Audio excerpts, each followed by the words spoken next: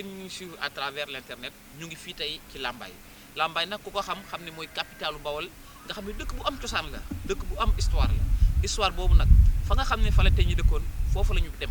bëgg a xool lan moo fa nekk tey ñu ànd ak benn archéologue ki nga xam ne xam-xamam dafa wàcc ci histoire bi jëm ci wàllu suuf ak yooyu moom lañ bëgg a dem xool yi na leen dem seeti ko.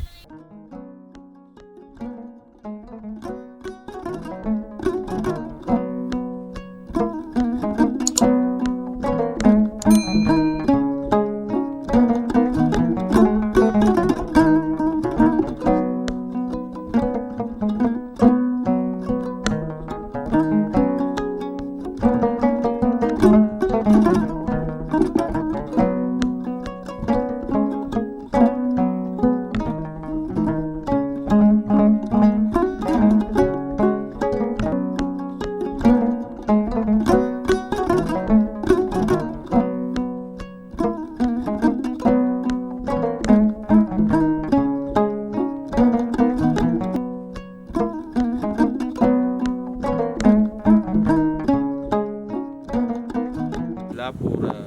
faire des fouilles dans le cadre de mon doctorat. Et c'est la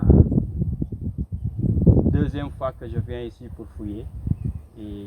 lors de ma première campagne de fouilles, j'avais fait des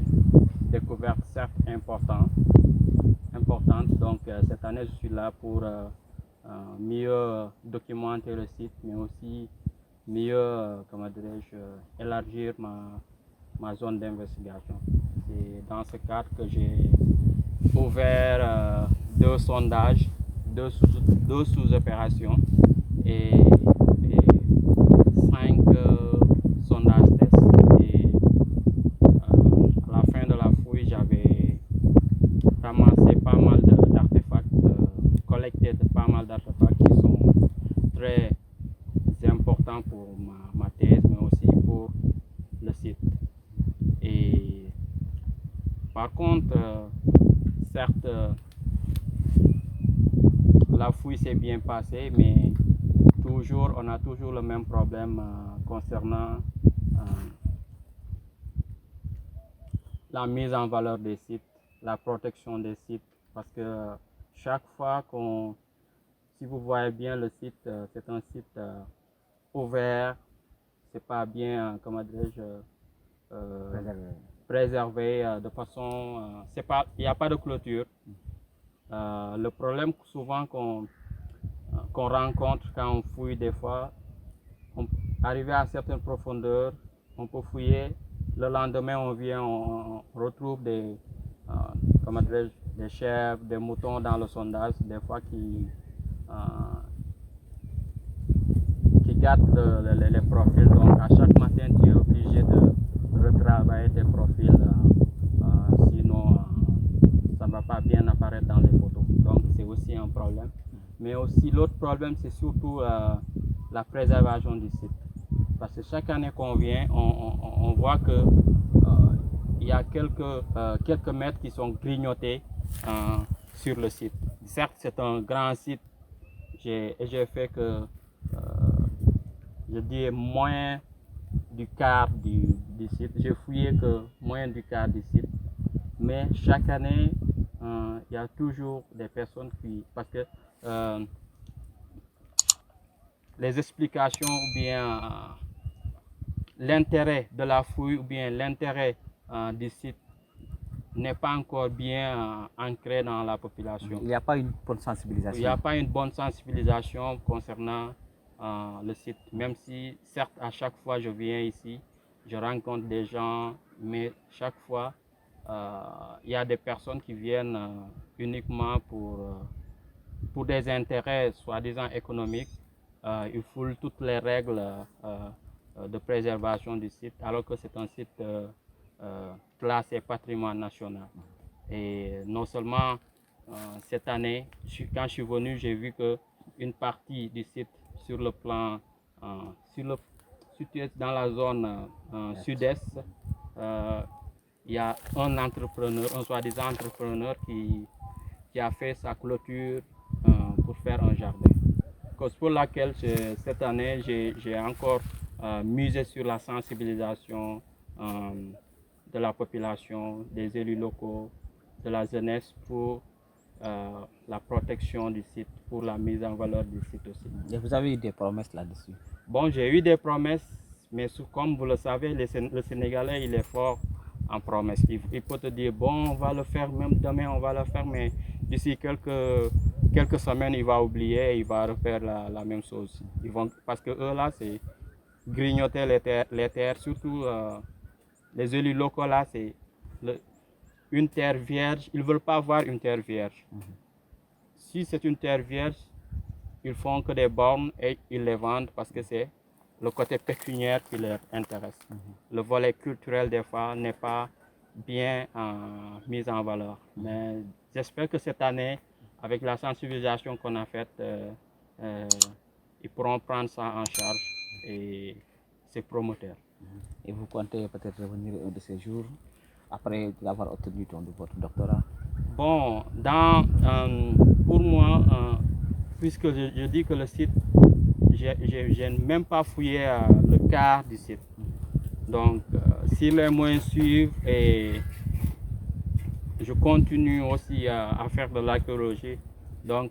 pourquoi pas, je suis bien intéressé à revenir à terminer ce que j'ai commencé, mais aussi mieux documenter l'histoire de Lambaye et aussi mettre en valeur ce site parce que c'est un site important qui recèle beaucoup de d'objets qui sont témoins du passé de Lambaye. Et aussi, je pense que je reviendrai parce que je le fais par amour, parce que l'histoire, le passé, c'est quelque chose qui m'intéresse. Je le fais par amour et non par, par intérêt. Certes, mes recherches là permettent de finir ma thèse, mais l'aspect le plus important dans cette recherche, c'est surtout la mise en valeur de ce site. La mise en valeur du site, mais aussi essayer de reconstruire l'histoire, de mettre en valeur en quelque sorte nos savoir-faire au niveau local. Là, Lambaye, en train de travailler sur un site bien défini. À quoi consiste le travail? Ce travail consiste à faire des fouilles archéologiques. Aussi, ce travail consiste à essayer de retrouver la culture matérielle qui se trouve au niveau du sous-sol. Aussi, et aussi de confondre le matériel qu'on a trouvé,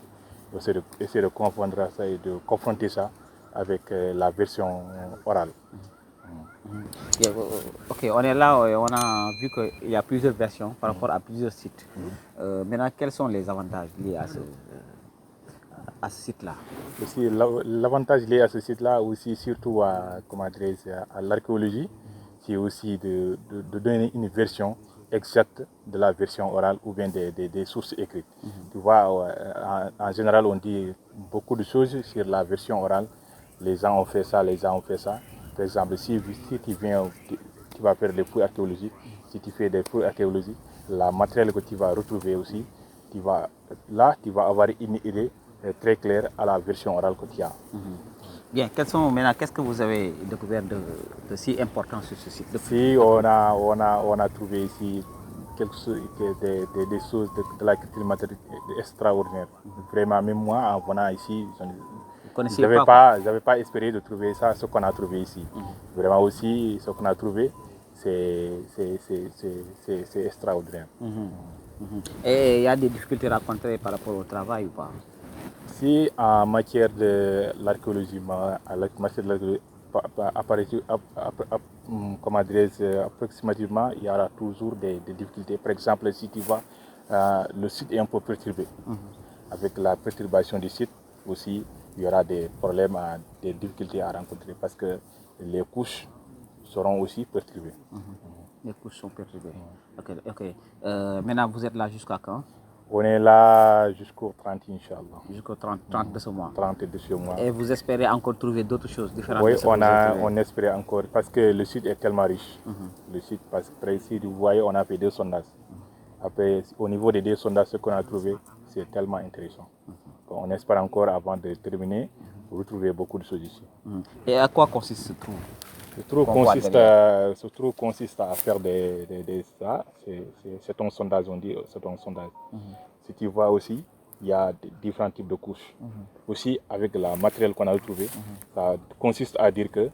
telle époque à telle époque, c'est ça qu'on a trouvé. Avec le matériel qu'on a trouvé, aussi on va essayer de dater ça avec la datation carbone 14 et aussi il y a d'autres datations. Aussi au niveau de la culture matérielle, on va trouver exactement telle période à telle période, les gens utilisaient ça, utilisaient ça, utilisaient ça. Moi, je sais que l'histoire du Baol, surtout l'histoire de Lambaye, c'est très important. Moi, en venant aussi, je ne savais pas beaucoup de choses ici, parce que sur ce site-là, c'est la première fois que je viens ici. Après, ce qu'on a trouvé ici, bon, c'est tellement intéressant. Les gens devraient aussi préserver le site. Aussi, si tu vois un peu, le site est un peu perturbé, quoi. Avant ça, il faut que les gens aussi préservent le site et le protègent, parce qu'il y a beaucoup de choses. Si on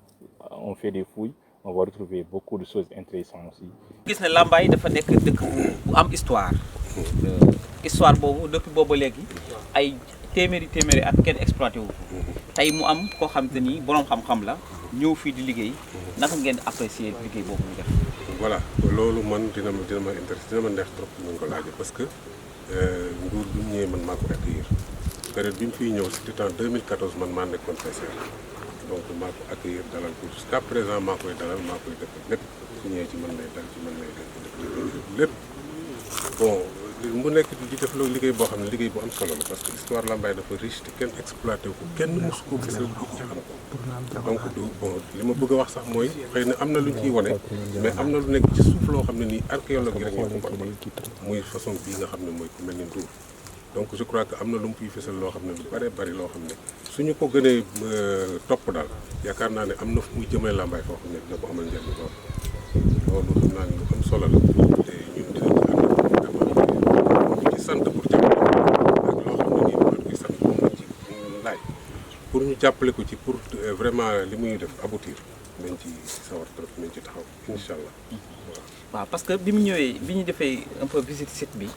xool nañ ne terrain bi dañ ko commencé di ko occuper. gis nañ fi ay installation yoo xam ne dañ fare pour bay ak yooyu mu mel ni loolu dafay am lu muy yàq ci liggéey bi ban taxawaay ngeen fas yéene def ci loolu pour jàppale ko. voilà loolu yomb rek parce que déjà suñu xamoon loolu mooy li ma la jëkk a wax rek ñàkk xam importance li muy def nii loolu li waral loolu mooy li ci jëkk ci ñàkk xam importance li muy def nii donc loolu dafa fekk ñu délibéré ay terrain jox ay nit mais am na foo xam ne nii mën nañ ko désaffecté bis bu ñu demoon ba gis loo xam ne nii vraiment important la loo xam ne teg na ci table bi loo xam ne nii dafa laaj intérêt Lambaye moo taxaw ñu sacrifier intérêt Lambaye donc dañuy désaffecté seet loolu lépp ay waxtaan parce que ñi ñu jox terrain dañoo jaar fi ñu war a jaar ñoo ko jox ba dem ci mairie bi attribué la def lañ ci war nañ cee def mais suñ demee ba xam ne intérêt Lambaye mi ngi menacé aussi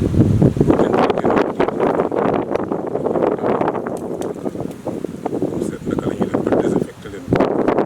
delloo ko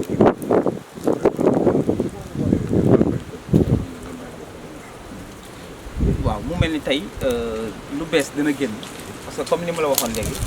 Lambaye dëkk bu am histoire la zone bi kenn exploité wu mu mel ni am na ay doomu Lambaye yoo xam te ni même bu ñu fi nekkul nekk bitim réew ak yooyu am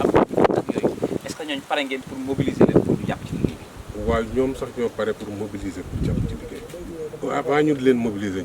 ñoom pare nañ man xam naa ne doomi Lambaye fu mu mën a ne diaspora bi biir Sénégal fu mu mën a ne pare nañ pour jàpp ci liggéey boo xam ne nii luy jëmale Lambaye kanam man ñëpp man xam naa ne yàgg naa fi xam naa li fi xew jiite naa Lambaye bi yàgg pendant 12 ans xam naa ne volonté nit ñi ak seen bëgg-bëgg ci Lambaye xam naa ko xëy na nag man-man mi ak xam-xam ba ñu ko ci war a duggee moom la ñu amagul te yaakaar naa ne ci ak lii yaakaar naa ne dañ ci am man ne dañ ci am xam-xam man sax am na mais xam-xam bi moo amul. jàpp waaw jàppale mais je crois que bu ñu leen joxee xam-xam bii yaakaar naa ne génn seen mën-mën def ko parce que ñi ma xam ñu man ñëpp ci Lambaye jaral na leen. voilà kon ñu gis ne tey surtout Lambaye bi tey ñëw nañ fi visiter ànd ak benn waay bu ñuy wax archéologue la maanaam koo xam ne day yëngu ci fouiller li nga xam ne mooy histoire bi nekk ci biir suuf si tey bi nga defee visite de site bi tey lan nga ci jàngee. waaw jàng naa ci lu bëri vraiment ndax lii damay wax ne vraiment comme ni ko représentant maire bi waxee léegi nii c'est important lii lu am importance la xañ na ñoo ngi koy door a dund nii tey mais lu ñu yàgg a bëgg la lu ñu yàgg a bëgg a def la vraiment ndax mooy tax ba au moins histoire u Lambaye dem foo xam ne foofu lañ ko yaakaaree pour mu dem fa waaw. waaw tey biñ ñëwee waxtaan ak archéologue bi gis nañ fi ay jafe-jafe yoo xam ne nii dafa jëm parce que nee na moom bi mu wootee Dakar direction patrimoine wax nañ ko ni ko léeg-léeg mbir yi dañ ko xaw a décentraliser donc est-ce que yéen xamee ngoon ko ne est-ce que yéen amoon ngeen niveau d'information ci loolu. waaw loolu nag moom amuñu woon vraiment benn niveau d'information ci affaire boobu ndax même affaire bi mi ngi door a feeñ nii bi ñu commencé di def ay exploitation ak bi ñu commencé nit ñi di fi bëgg a def ay tool et tout ça donc ci la am ay quelques réactions bon ñu xam ñu envoyé ñu benn dossier bon ñu gis liste patrimoine yi ñu gis ci Guy Ndënge ak Sangaye Mbol te pratiquement ñaari sites yooyu rek lañ ci wax bon vraiment mën nañ ko gën a élucider pour que vraiment site bi vraiment mën a nekk patrimoine national quoi ndax vraiment mérito ne ko waaw léegi li nga xam ne ni moom moo jëm ci wàllu conseil municipal parce que waa ji indi na fi ay jàmbat nee na yoo xam ne ni am na liggéey yoo xam ne ni bu ñu ko fi defee mën na indil Lambaye tey njëriñ est-ce que yéen lan ngeen pare ci ban côté ngeen pare pour accompagner ko. waaw loolu dañ ko ciy gunge rek dañ ko ciy gunge mooy waxtaan ceeg maire bi ñu waxtaan ceeg conseil municipal bi comme ça ñu xool exactement li nekk ci site bi lépp luy gêner exploitation bi lépp luy gêner recherche yi nga xam ne ci lañ ci war a def bon ñu jéem waxtaanee ak ñi nga xam ne ni ñoo ko entreprendre pour que vraiment ñu mën a may vraiment distance ñu mën a may espace ñi nga xam ne dañ ko war a exploiter pour que vraiment lépp li ci war a mën a feeñ jëm ci culture Bawol vraiment mën cee feeñ quoi. waaw xam nga boo xool histoire Lambaye dafa nekk loo xam te ni lu yaatu la mu nekk loo xam te du mairie kese du archéologue kese maanaam Lambaye waa wala Bawol fépp foo mën a nekk rek parce que kenn ku nekk am nga fa maam. fii ci Lambaye ndax loolu pare ngeen pour liggéey ak Lambaye yëpp fu Lambaye mën a nekk pour mën a jàpp ci liggéey bi non seulement préserver site bi mais indi seen doole aussi jàpp ci mbir mi. effectivement man damay jël exemple ci sama bopp rek ndax yaakaar naa ne maanaam yitte ji ma am ci loolu ñu bëri donc vraiment am nañu yitte sax yu gën a tar loolu ndax man en 2005 bind naa benn projet bon yóbbu naa ko au niveau donc du ministère de la culture mais jusqu'à présent sax financé wuñ ko mais loolu li ngi doon jëm ci des fouilles archéologiques au niveau du site de Lambaye donc ni mu ma soxale yaakaar naa ne ni la soxale ñëpp ndax booy seet ku mel ni Khady Fall Tall am na un jour ma woo ko téléphone doon ci wax ak moom mais sincèrement daf ko rafetlu lool ba ne ma daal vraiment il faut que ngay constituer benn bureau boo xam ne da ngeen di dox ci loolu même moom sax au niveau puisque moom papaam chef de canton la fi woon ci maam yi la bokkoon donc vraiment waxoon na ne ñoom kii bi ñu am fii site bi ñu am fii ñu jël ko maanaam reconstituer ko def ko musée te ni mu ci taxawee defe naa ne ñeneen ñi taxawee maanaam ñi nga xam ne nii fii Lambaye lañu ñi nga xam ne nii vraiment Lambaye lañu juddoo wala seen maam juddoo fi ñu nekk fi vraiment dox ci li nga xam ne ni mooy histoire u Lambaye je crois que bari nañu te vraiment xam naa ne am nañu mbégte dinañ am mbégte lool pour dox ci. mu mel ne en tant que pédagogue aussi site bi buñ ko viabiliser defaraat ko ba mel ni mu war a mel dina baax ci li nga xam ne mooy wàllu histoire u Bawol njàng beeg njàngale mi. effectivement xam nga dañuy wax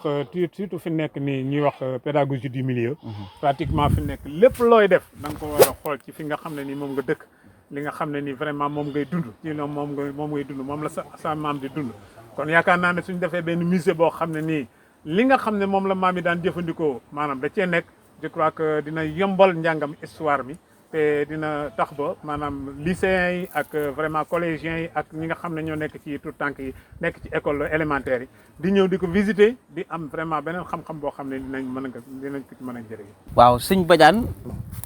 visite bi ñu visiter fii ci site bi yaakaar naa ne tey jàngat nga ci dara. waaw effectivement visite bi vraiment jàngal na ma lu bëri am naa ci ay surprise yi nag dafa nekk ay surprise yoo xam ne ci côté positif parce que yàgg naa fi laa juddoo fi laa yaroo fi laa jànge fii daanaa fowe mais tey bi ñu ñëwee ci visite bi ànd ak archéologue bi donc mu ñu gis yi nga xam ne bi nii def na ay fouilles ñu dem ci ñu gis ne site bi tam aussi site bu yaatu la parce que visite nañ lépp boo dee xool gis ay mandarga yoo xam ne day wane ne fii cosaan ak aada moo fi nekkoon depuis ci jamono 16e siècle ba léegi mu am lu mu indiwaat am lu mu defaat ci ñun parce que dañ daan dégg ñuy wax histoire Lambaye tey nag suñu taxawee ci béréb bii loolu daan xewee en tant que jeune en tant que représentant de la jeunesse dafa am leen lu mu ñu indiwaat lu mu ñu dolliwaat ci visite bi wax dëgg yàlla ñoo gën a xamal suñu bopp gën a xamal lan mooy Lambaye. donc comme jàpp nga ne liggéey bi am na solo. donc gis nga ne archéologue bi aussi li muy def liggéey bu ñu war a gunge la. archéologue bi li muy def dañ ko war a soutenir war ko accompagner war a yaatal ànd ak moom yaatal liggéey bi parce que li olof di wax naan wuy bu tojjut du am njariñ parce que tey ñun bu ñu gisee site bi duñu wér ne li nekk ci biir li naan la face visible de l'iceberg maanaam li nekk ci biir dafa ëpp solo trop li ngay gis loolu nag ku mel ni moom lan mën a àndal mu génn ko teg ko Lambaye xam ko àdduna xam ko parce que image yu Lambaye mun na ko jaay mukk te valoriser nu culture bi te pour ñu valoriser culture bi tam site historique bi nga xam ne patrimoine la ñu ñëw daal di jëm ko exploiter comme ni ko archéologue bi defee. donc mu mel ni Lambaye turam fa mu àgg. boo ko seetloo te boo ñëwee fi da ngay gis ni jëmm ji àggul foofu mu mel ni histoire bi liggéey bi archéologue bi nar a def fii bés ko jàppalee bu yembee mën na indiwaat turu Lambaye fa mu nekkoon daaw. loolu dañ koy affirmer ndax defe naa ne liggéey bi ni ñu ko tàmbalee buñ ko yeggalee ba yàlla dimbali nu ba sites yi fi nekk yëpp ñu fuyatu ko wala buñ fuyatuwul lépp itam ñu 2/3 bi sax wala 1/3 bi bu génnoon rek dina yóbbu Lambaye fépp foo xam ne bii turam egg na fa wala turam egguwu foon defe naa ne loolu dina ko mën a yóbbu foo xam ne nii dina permettre à ce que ñu gën a xam Lambaye parce que de nit ñi dégg nañu mais xamuñu mais nag dégg soo àndee ak gis defe naa ne loolu day doon li wér te gis bi bu ñu exploité li fi nekk am musée boo xam ne liñ fi jëlee sax dañ ko fi def nit ñi di ko visiter nit ñi jóge fu ne di ko visiter ñu naan Lambaye di wax Lambaye ci beneen anam defe naa loolu dina am njariñ ci population bi dina am njariñ ci gone yi dina am njariñ ci surtout jeunesse bi parce que na la permettre ñu xam ne seen ay maamkat ay jàmbaar la nu woon ay xarekat la nu woon ay nit yoo xam ne bi nii yàgg na noo ànd ak jamono bi nga xam ne bi nii ci jamono bu yàgg. ban appel ngay def ci waa Lambaye pour ñu mën a jàppale liggéey bi maanaam jàppale liggéey bi mooy préserver site bi ak gunge ko. ci yeneen fànn yi ci des wàllu financièrement moralement ak yooyu ban appel ngay def. waaw d'abord appel bi may njëkk a lancé mooy ñu jéem a préserver site bi ndax buñ ko préserver wu ñun tey li ñu ñëw ba gis ko ëllëg suñuy doom suñuy rak wala suñuy sët duñ ko gis te histoire bi ñëpp a ko bokk. ñi fi nekk tey ak ñi war a ñëw ëllëg ñëpp a ko bokk loolu nag pour mën a am il faut que ñu préserver site bi ni ñuy préserver site bi moo di ñu ànd ceeg conseil municipal bi ànd ceeg population bi nga xam ne ñooy bëgg suuf ñu xam ne site bii kat du site bu ñuy dëkk wala site boo xam ne dañ fay def lenn loo xam ne méngoowut ak culture defe naa ne loolu mooy appel bi may lance bi ci des tam mooy nit ñu dellusiwaat xam ne cosaanu Lambaye il faut que ñu dellusiwaat ci xool ko ndax buñ ci dellusiwaatut lu bari dina nax saay te defe naa ne bu histoire bi nax saay rek gone yi sax dut ñu xam fi ñu jëm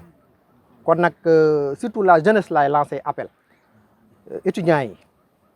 élèves yi ñi nga xam ne ñi ngi ci marché yi ñi nga xam ne ñi ngi feneen bu ñu ñëwatee ñuy ñëw di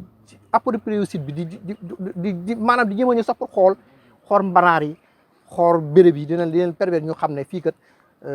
bérébu cosaan la loolu daal mooy appel bi muy lancé ñëpp jëm ko approprier ñëpp jëm ko bokk ànd ko archéologue bi ànd ko population bi ànd ko ñëpp ñu jëm a préserver li nga xam ne mooy sunu site bi nga xam ne c'est un patrimoine culturel. Merci.